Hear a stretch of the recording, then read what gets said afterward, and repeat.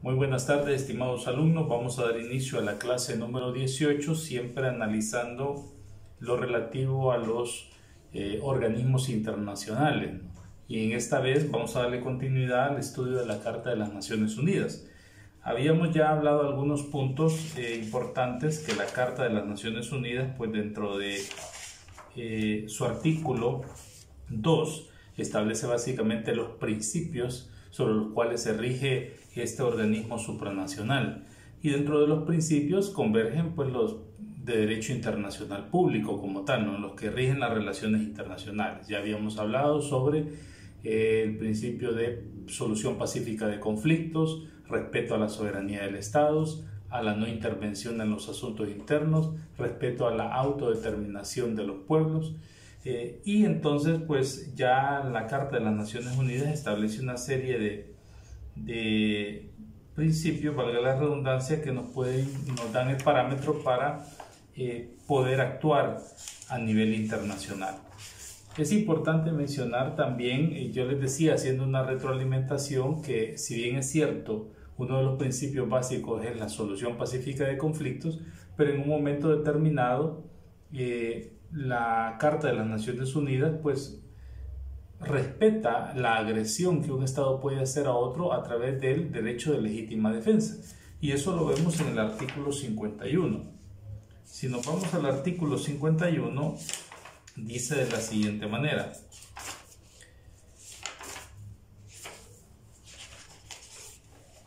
dice, ninguna disposición de esta carta menoscabará el derecho inmanente de legítima defensa individual o colectiva en caso de ataque armado contra un miembro de las Naciones Unidas, hasta tanto que el Consejo de Seguridad haya tomado las medidas necesarias para mantener la paz y la seguridad internacionales.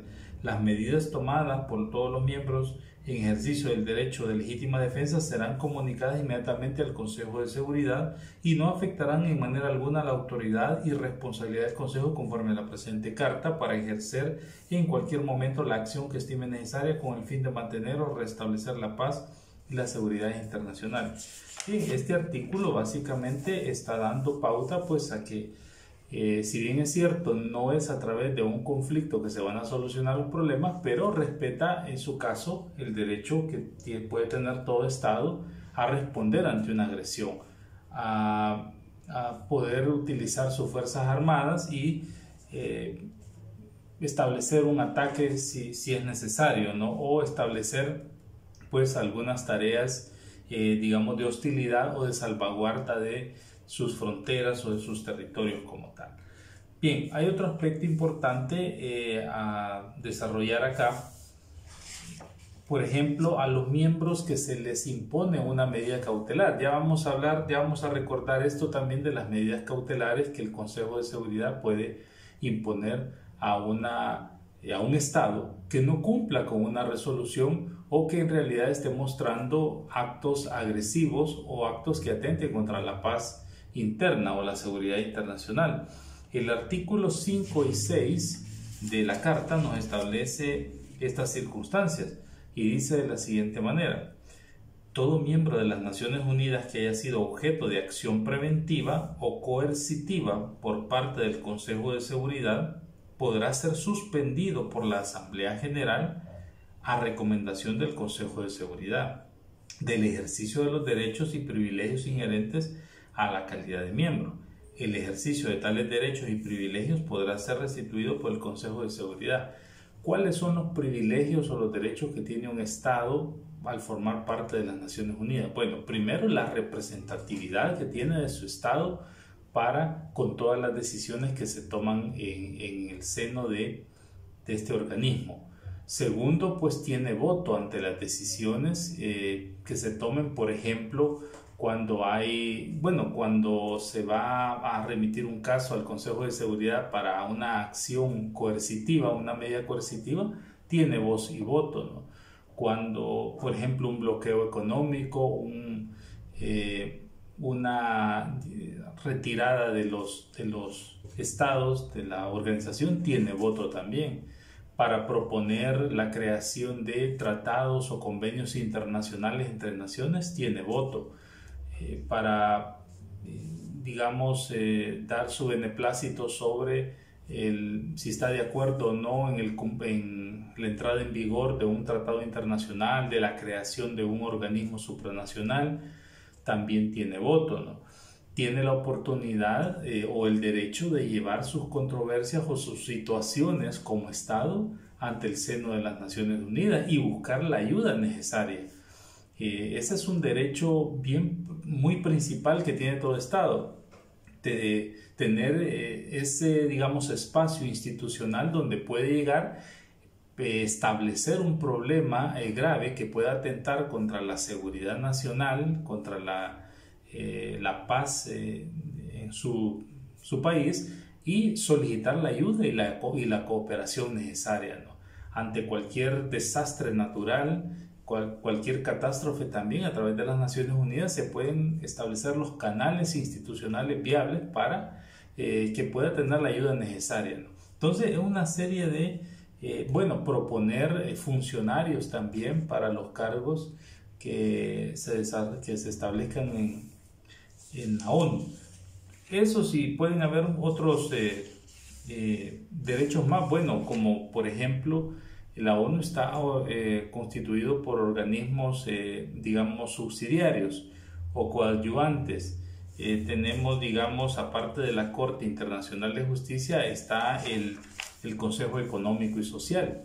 Este es un organismo subsidiario cuya función básica, si nos vamos al artículo 61 y en el 62, están las funciones. Por ejemplo, dice: el Consejo Económico y Social podrá hacer o iniciar estudios o informes con respecto a asuntos internacionales y de carácter económico, social, cultural, educativo y sanitario y otros asuntos conexos, y hacer recomendaciones sobre tales asuntos a la Asamblea General.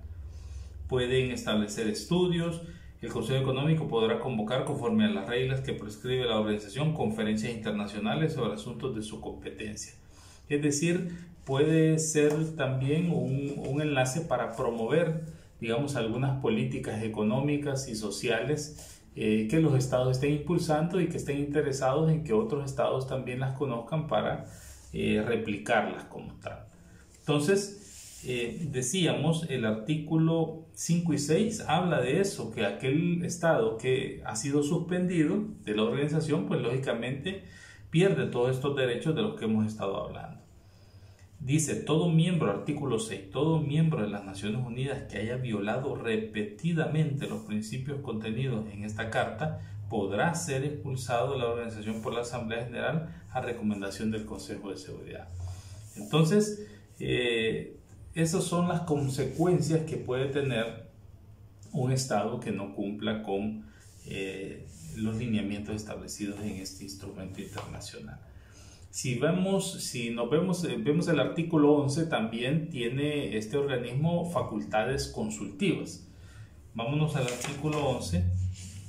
Bueno, este ya lo habíamos leído y decíamos que acá existe una limitante para la ONU, que la ONU no puede, la limitante clara es que no puede establecer medidas coercitivas, solo puede recomendar al Consejo de Seguridad. Es el Consejo de Seguridad el que establece una medida coercitiva como las que se establecen en el artículo 43 para hacer cumplir alguna resolución de la ONU o llamar, digamos, la atención a algún estado, pues para que pueda arreglar sus situaciones internas que están provocando inseguridades internacionales como tal. Entonces, eso es importante conocerlo también como parte de las funciones de la ONU. Aquí surge una pregunta de interés. ¿Podría un Estado, por ejemplo, que no es parte de la ONU, solicitar la intervención de los buenos oficios para solventar algún conflicto interno? Por supuesto que sí. La ONU está abierta para que cualquier Estado que no sea parte. De hecho, en la actualidad, una pregunta interesante, en la actualidad, ¿habrán estados que no son parte? Sí, hay estados que todavía no son parte de la ONU. Más que todo son los estados de algunos del Medio Oriente, por ejemplo, la República de Arabia Saudita o Saharaui no está incorporada dentro de los estados que forman parte de la organización. Hay otros, algunos estados pues que a veces ni los conocemos, ¿verdad? Ni hemos escuchado hablar. Por ejemplo, hay un estado que se denomina como Comunidad Especial de Chipre o de Chipre, también no forma parte de las Naciones Unidas. Entonces, pero son pocos estados y generalmente pues del Medio Oriente como tal, o algunos de África que puedan existir.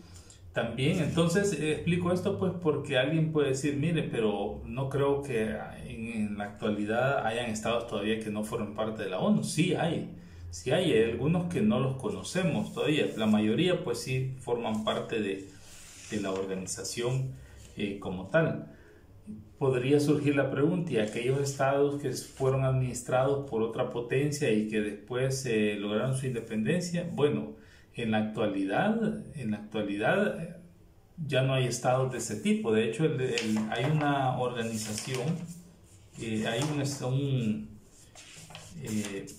un ente coadyuvante de la ONU que se denomina el Consejo de Administración Fiduciaria, que se encargaba de verificar el desarrollo y el avance de todos los pueblos que estaban, estados fideikometidos se llamaba, o estados que estaban siendo administrados por otra potencia.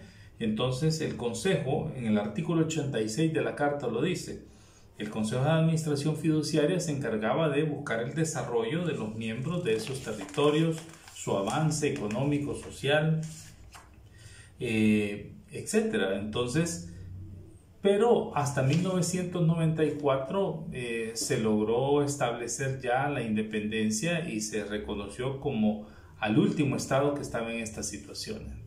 Entonces, en la actualidad, de hecho, el Consejo de Administración Fiduciaria ya no se reúne cada año, sino que lo hacen cuando se estime conveniente, ¿no?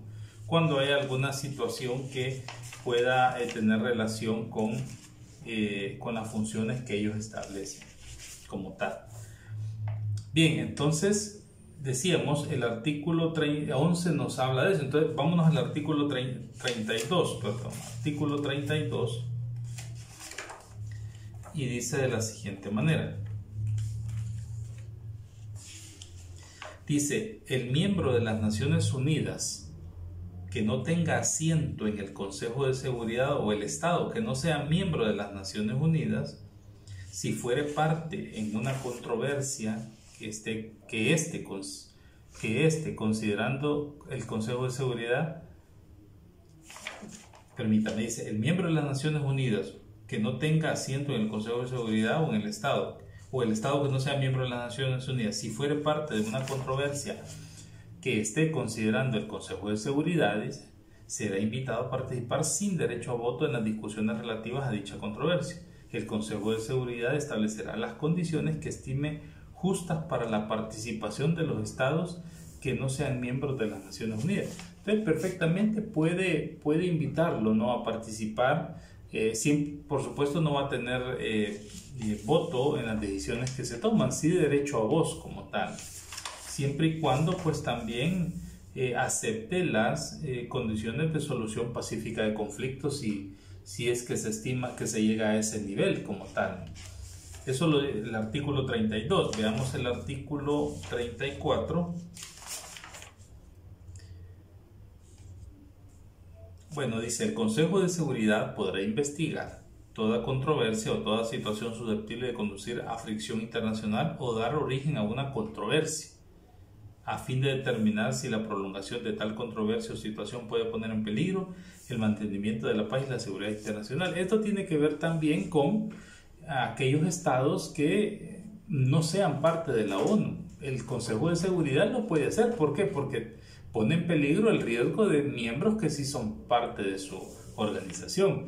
Entonces, perfectamente lo puede investigar. No es una facultad que tiene dentro del capítulo 6, que habla del arreglo pacífico de conflictos como tal.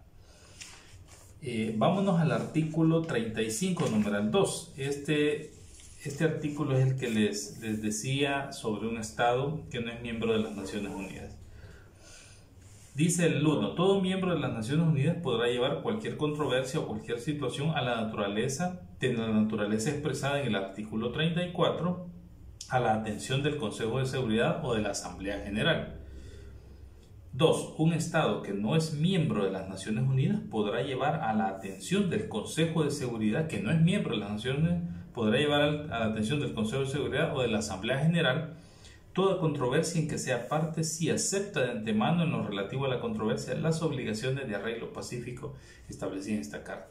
Bueno, eso es lógico, ¿no? Acordémonos cuál es la finalidad de la organización. En ningún momento es responder con un ataque, sino pues solventar los conflictos internacionales al más, diríamos, alto nivel mediante aspectos de pacificación como tal.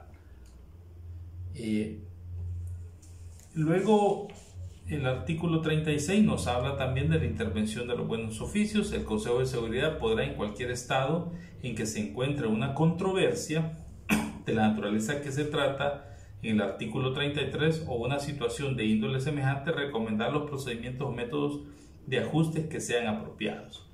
El Consejo, dice, de Seguridad deberá tomar en consideración todo procedimiento que las partes hayan adoptado para el arreglo de las controversias.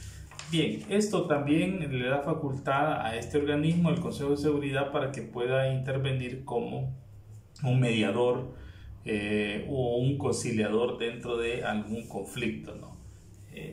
Ya sea que las partes se lo pidan o que lo pueda hacer de manera oficiosa también, porque tiene facultades para hacerlo de manera oficiosa.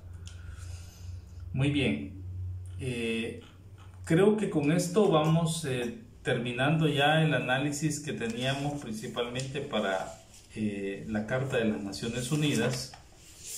Ya hemos establecido los aspectos importantes que tiene. Solo quiero leer un artículo que habla de yo creo que ya lo habíamos analizado, sobre la jurisdicción que tiene y la independencia, ¿no? Aquí está, artículo este artículo pues es importante también, no debemos de dejar de tenerlo en cuenta al momento de verificar la competencia que puede tener este órgano supranacional sobre nuestro Estado. Dice el 104. La organización gozará en el territorio de cada uno de sus miembros de la capacidad jurídica que sea necesaria para el ejercicio de sus funciones y la realización de sus propósitos. Artículo 105. La organización gozará en el territorio de cada uno de sus miembros de los privilegios e inmunidades necesarias para la realización de sus propósitos. Los representantes de los miembros de la organización y los funcionarios de esta gozarán asimismo de los privilegios e inmunidades necesarias para desempeñar con independencia sus funciones en relación a la organización. La Asamblea General podrá hacer recomendaciones con el objeto de determinar los pormenores de la aplicación de los párrafos 1 y 2 de este artículo o proponer convenciones a los miembros de las Naciones Unidas con el mismo objeto. Bien, lo que está diciendo el 104 y 105 es que este organismo tiene jurisdicción sobre todos los estados. Puede venir, investigar y tiene un poder coercitivo también de solicitar informes, así como lo tiene la Corte Internacional de Justicia. La Asamblea General perfectamente lo puede hacer con cualquier estado. Yo siempre he pensado que en esto de la competencia que tiene con la jurisdicción que le otorgan las leyes, uno de los desafíos siempre es acercar la jurisdicción a los estados como tal. Ese es uno de los grandes desafíos y siempre lo vamos a ver, o yo lo voy a decir, en cualquier situación, digamos, o respecto a cualquier institución internacional, a la Corte Interamericana, a la Corte Penal Internacional, a la ONU. Necesitamos, uno de los desafíos que se tiene en la justicia internacional es acercar la jurisdicción a los estados y en su caso acercarla lógicamente también a los ciudadanos. Eso es parte de ella. Entonces, sobre la base de esto, pues no pudiéramos, el Estado en ningún momento puede negarse a prestar las condiciones necesarias para el desarrollo de sus fines. Sería incongruente esto que por ejemplo, se establecieran acuerdos de cooperación multilateral, regionales, y que El Salvador se presente reacio, ¿verdad? O de una manera negativa a colaborar con todo esto. Entonces, ahí queda el artículo 104-105 que nos habla sobre la jurisdicción como tal que tienen estos organismos. Bien, para terminar ya terminamos con esto, vamos a iniciar ya con el estudio también de otra organización internacional, de un tribunal supranacional importante también para nuestro estado, importante como es el Estatuto de Roma. Bien, antes de hablar del Estatuto de Roma, la Corte Penal Internacional, vamos a hacer un breve recorrido histórico sobre cómo es que surge este estatuto. Fíjense de que el Estatuto de Roma se genera pues a consecuencia de todas las atrocidades, o la idea surge después de la Segunda Guerra Mundial, considerando todas las atrocidades, los crímenes de lesa humanidad, genocidios, las agresiones que se dieron durante ese periodo, y contemplando cada una de las modalidades en las cuales se puede establecer, en las cuales se puede dar, ¿verdad? Porque no es solo cuando hablamos de genocidio, hablar, por ejemplo, de la muerte de grandes cantidades de personas, sino que hay otro tipo de modalidades también que pueden encajar o ubicarse dentro de esta figura internacional. Sobre las formas, delitos que se consideran de lesa humanidad también. Es decir, alrededor del mundo las prácticas son grandes y múltiples. Hay cosas que, por ejemplo, acá todavía no las hemos alcanzado a ver, o no, gracias a Dios, pues no hemos tenido esas prácticas. Pero, por ejemplo, la esterilización obligatoria que pueden hacer a una mujer, ese es un delito que atenta contra de lesa humanidad, ¿no? Los desplazamientos también forzosos internos que pueden existir son delitos hasta cierto punto que se catalogan como de lesa humanidad, y así podríamos ir estableciendo una serie de subcategorías que el estatuto lo va contemplando como tal. Entonces, en un primer momento hubo una gran lucha para establecer este estatuto. Acordémonos que estamos hablando de una justicia penal internacional, es decir, nadie quiere ser juzgado ni interna ni mucho menos internacionalmente penalmente, ¿no? Bueno, para muestra un botón, ya vimos un caso que surgió con la muerte de los sacerdotes jesuitas en noviembre de 1989, a raíz de la ofensiva que tuvimos en El Salvador, denominada ofensiva hasta el tope. Y bueno, 89, 99, 2009, 2019, 31 años más tarde, se logra establecer una primer sentencia internacional, porque sí hubo una sentencia nacional en aquel momento, allá por el año 89. En el 90 se condena a una serie de militares, de oficiales, pero 92 años más tarde se otorga una ley de amnistía amplia y absoluta, y entonces salen en libertad estas personas. O sea, prácticamente fue una burla la que se le dio a las víctimas que quedaron como los familiares de los sacerdotes jesuitas, y en ese caso pues sale la ley de amnistía. Cosas que pasan en nuestro país y en un sistema que en ese momento pues empezaba a querer componerse, ¿no? Son situaciones y desde el 92 que se da la ley de amnistía, pues ya hasta el 2012 que la declaran inconstitucional por ahí, y empiezan a resurgir algo otros casos. Entonces, lo que estoy tratando de explicar es de que la Administración de Justicia Penal a nivel internacional también tuvo sus pesos y contrapesos. De hecho, El Salvador, cuando fueron nuestros representantes a discutir este estatuto, para ver la posibilidad de poder adherirse, ¿no? En un primer momento establecieron algunos cuestionamientos sobre esto y eso no está malo, pero nunca se quiso reparar esto. Fíjense de que el Estatuto de Roma entró en vigencia allá por el año 2002. Entró en vigencia por el año 2002 y nuestros representantes fueron, digamos, allá por el año 98, 99, estuvieron en estas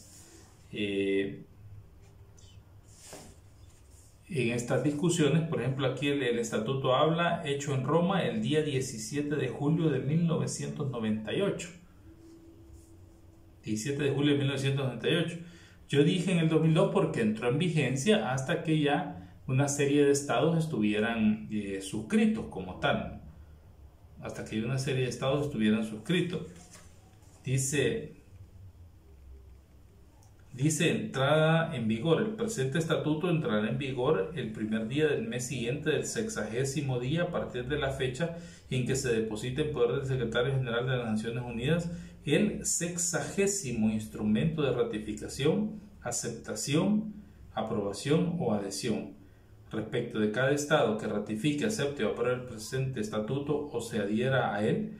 Después de que sea depositado el 60º instrumento de ratificación, aceptación, aprobación o adhesión, el estatuto entrará en vigor el primer día del mes siguiente del 60º día a partir de la fecha en que haya depositado su instrumento de ratificación, aceptación y aprobación. Del 60º. O sea que habían que ratificar los primeros 60 estados pues, para que pudiera entrar en vigor. Pero este se da en 1998. Y en ese momento yo recuerdo de que nuestros representantes establecieron algunas observaciones. Que está bien, no está mal. Sin embargo, desde el 98, las observaciones que hicieron fueron, por ejemplo, mire, el estatuto contempla penas que parecen penas perpetuas. Contempla la pena perpetua y eso riñe con nuestra Constitución, dice, porque en nuestra Constitución no están las penas perpetuas. Sí, entonces ahí se le hacía una crítica, mire, pero hay un delito de homicidio, por ejemplo, que tiene 50, 60 años máximo de prisión, y si el fulano tiene 60 años y lo condenan a 60 años de edad y lo condenan a 60 años de prisión, pues prácticamente esa es una cadena perpetua. Se hacían ese tipo de análisis. Luego hicieron otro análisis donde decían, mire, para efectos de que alguien, un connacional, se pueda someter a la jurisdicción penal internacional, se necesita un tratado de extradición. Porque decían el artículo 27, aquí lo tengo, el artículo 27-28 de nuestra Constitución, nos habla sobre... dice el artículo 28, El Salvador concede asilo al extranjero que quiera residir en su territorio, excepto en los casos previstos por las leyes y el derecho internacional. No podrán incluirse en los casos de excepción a quien sea perseguido solamente por razones políticas. La extradición será regulada de acuerdo en los tratados internacionales y cuando se trate de salvadoreños solo procederá si el correspondiente tratado expresamente lo establece y haya sido aprobado, dice, por el órgano legislativo de los países suscriptores. En todo caso, sus estipulaciones deberán consagrar el principio de reciprocidad y otorgar a los salvadoreños todas las garantías penales y procesales de esta Constitución. Entonces, una de las situaciones es que decían, mire, aquí para que un salvadoreño pueda ser llevado al Tribunal Penal Internacional necesitamos un tratado como tal, no un convenio, no un acuerdo especial. Es decir, esas eran las figuras que cuestionaban que se necesitaba un tratado como tal, no un convenio. No podríamos someter a la jurisdicción internacional penal a un connacional meramente a través de un convenio. Bueno, y habían otras situaciones que se pueden plantear ahí. Tenían otro argumento por el cual no podían aprobarlo, porque decía de que en un momento determinado el estatuto dejaba a un lado los privilegios, no contemplaba los privilegios o las inmunidades que podían tener algunos funcionarios. Entonces eso reñía con nuestra Constitución, porque aquí se establece un proceso de antejuicio para ver si hay lugar a formación o no de causa como tal. Y así pues iban estableciendo estas situaciones, y por esa razón no se aprobó. El dato curioso es que eso se da en el 98-99, cuando se conoce esta discusión. El Salvador lo viene a firmar, a ratificar y depositar en este instrumento hasta el año 2016. Es decir, del 98-99, 2009, pasaron casi 20 años sin que no hubo una discusión, no hubo un aporte para la ratificación de esto. Es decir, la voluntad del Estado salvadoreño en este caso pues se vio descuidada. Bueno, quizás no descuidada, había un interés, claro. Recordemos que en el 98 pues todavía estaban los casos frescos de la guerra. Acabamos de firmar la guerra en 1992, la paz, perdón, en 1992, y eso nos podía llevar a ir sacando algunas cosas o utilizar este mecanismo internacional. Bien, nos vamos a quedar hasta acá y continuamos en la siguiente clase.